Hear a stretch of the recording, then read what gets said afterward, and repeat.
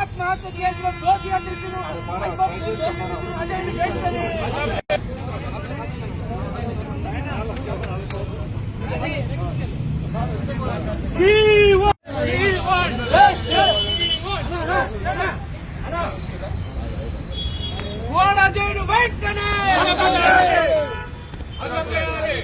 అజయ్ను వెంటనే వెంటనే easy medical mafia నడిపిస్తున్న మంత్రి అజయ్ను వెంటనే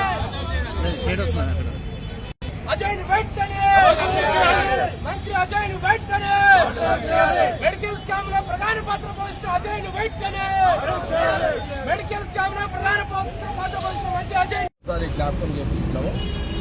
ఈరోజు గాంధీ భవన్ లో మరి మా ఇంకో అజయ్ అంటే అజయ్ గారు విజయ్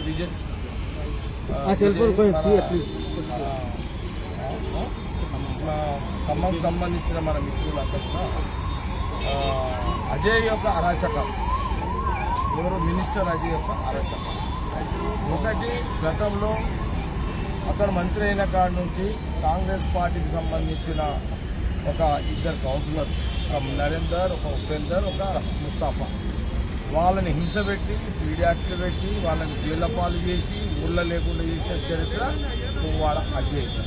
మేము ఆ రోజు నుంచి కూడా చెప్తున్నాము, ఇంత నీచమైన ఒక మంత్రిని మరి ముఖ్యమంత్రి గారు ఎందుకు కాపాడుతున్నారు ప్రశ్నార్థంగా మిగిలింది ఖమ్మం జిల్లాలో. సరే మా పార్టీ కాకపోయినా ఒక బీజేపీ కార్యక్రమం మళ్ళీ కొత్త కార్యక్రమం సార్ ఇతనికి సంబంధించిన మెడికల్ కాలేజ్ శ్రీ యొక్క సహకారంతో హరాస్మెంట్ ఏదైతే చేస్తున్నాడో అతను ఎందుకు ఇప్పటి వరకు బర్తరఫ్ చేయలేకపోతుంది. మేమందరము ఏకధాటిగా కాంగ్రెస్ పార్టీ నాయకత్వం మరి చెప్తూనే ఉన్నది, మీ మంత్రి మీ మంత్రిని పెట్టుకొని మీరు ఎందుకు ఇంకా మంత్రిమండలిలో కొనసాగిస్తున్నారో బర్తరఫ్ చేయండి అన్నా కూడా ఇప్పటి వరకు కూడా ఈ ముఖ్యమంత్రి గారు బర్తరఫ్ చేయలేదు, మందలించలేదు, ఒక మాట కూడా ఇప్పటి వరకు కూడా అనలేని పరిస్థితి. ఇప్పుడు లేటెస్ట్గా ఏంది మళ్ళా మెడికల్ కాలేజ్ పెద్ద స్కామ్ జరిగింది, అయినా మీరు అడుగుతలేదు. అంటే మీకు మంత్రి ఉవాడయ్యేది కాపాడుకోవడము ఇంపార్టెంటా, ప్రజాస్వామ్యం ఇంపార్టెంటా, ప్రజాస్వామ్యంలో ఉన్న ప్రజలు ఇంపార్టెంటా? కాబట్టి ఈరోజు ఖమ్మం జిల్లా కమ్మ కాదు, ఒక పేదవాడు ఒక కమ్మ ఒక కార్యకర్త కూడా కమ్మనే. సిగ్గు అనిపిస్తలేదా పువ్వాడైతే? కులం పేరు చెప్పుకొని మాట్లాడుతున్నావు నేను, సిగ్గు అనిపిస్తలేదు నీకు? నువ్వు చేసిన తప్పులకు కులము పేరు ఎందుకు చెప్తున్నావు? ఆయన నీ కులం కమ్మ కులం అంటే ఏందనుకుంటాను? ఆ కమ్మ కులం గౌరవం నువ్వు దిగదారుస్తున్నావు.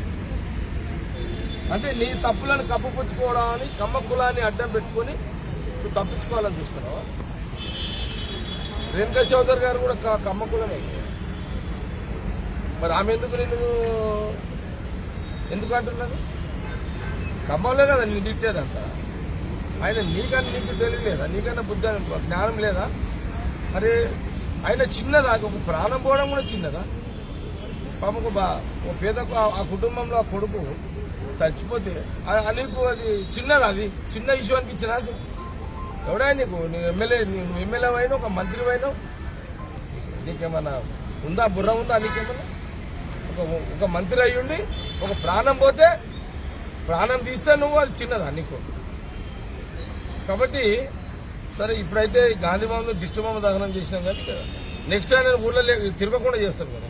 నెక్స్ట్ ఆయన ఇక ఖమ్మంలోనే ఆయన ఎక్కడ పర్యటన చేసినా కాంగ్రెస్ వాళ్ళు అడ్డుకుంటారు, ఇక హాస్పిటల్ ముట్టడిస్తారు మాకు. హాయ్ ఫ్రెండ్స్, మా టుడే టుమారో యూట్యూబ్ ఛానల్ చూస్తున్నందుకు చాలా థ్యాంక్స్. మరిన్ని లేటెస్ట్ వీడియోస్ కోసం వెంటనే సబ్స్క్రైబ్ చేయండి. అలాగే ఈ బెల్ ని కూడా రింగ్ చేసేయండి. మా నోటిఫికేషన్స్ అన్ని మీ మొబైల్లో వస్తాయి. అలాగే మా వీడియోస్ మీకు నచ్చితే లైక్ చేయండి, షేర్ చేయండి, నచ్చకపోతే కామెంట్ చేయండి.